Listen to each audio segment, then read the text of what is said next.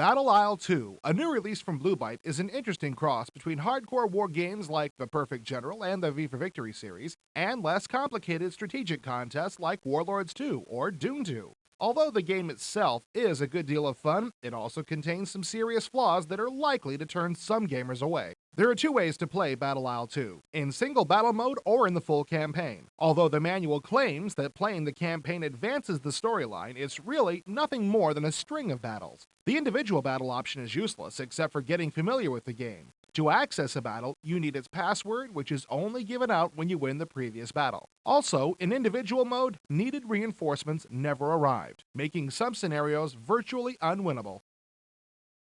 We'll be right back after these messages. Just when your workday starts to get terminal, here come Bernie and his dog Jock to treat you to Micro League Timeout Sports Baseball. Check out the demo in this episode of IE. For a little taste of life in hell, bring a big gun and visit ID's Doom. Check out the demo in this episode of IE. And now, back to interactive entertainment. This is the main menu. Logic clearly dictates that this would be the first thing you would see after the intro. Apparently, there are no Vulcans on the Blue Byte staff. Instead of going to the menu and allowing the player to set difficulty level, start a campaign, load a save game, or other useful stuff, the game drops you into the first battle of the campaign.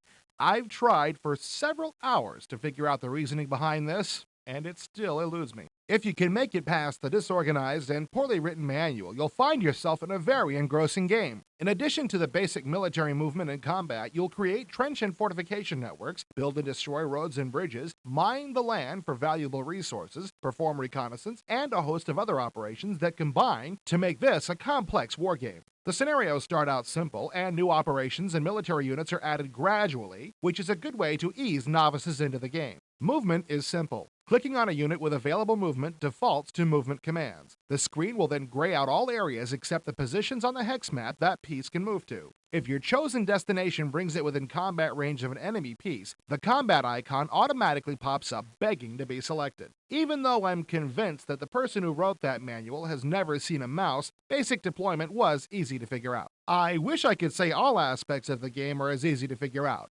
This screen showing the inner workings of one of my cities offers no clue as to what all the numbers and icons represent.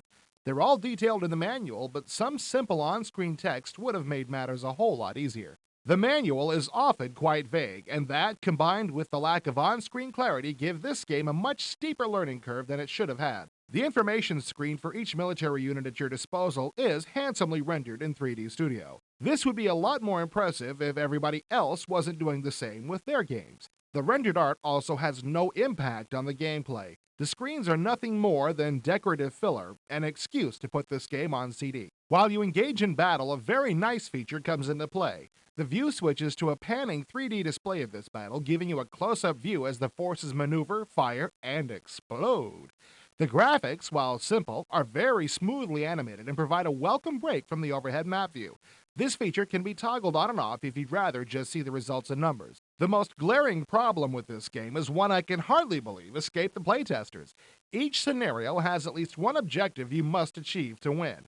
If something occurs that makes satisfying these conditions impossible, such as losing all your units that are capable of occupying a city you've been ordered to hold, you'd expect the game to inform you of this and restart the scenario. No! You just keep playing with no chance of success. To me, that's about as obvious a mistake as forgetting to put an ending on an adventure game. Battle Isle 2 is a good game that got handled badly. If you don't mind learning by intuition and trial and error, and if you can live with some obnoxiously cryptic control screens, there's a lot to like here. I think Blue Byte needs to take a course in user-friendliness and test their games a little more before throwing them into a box. Informing their tech writers that their games utilize a mouse wouldn't be a bad idea either.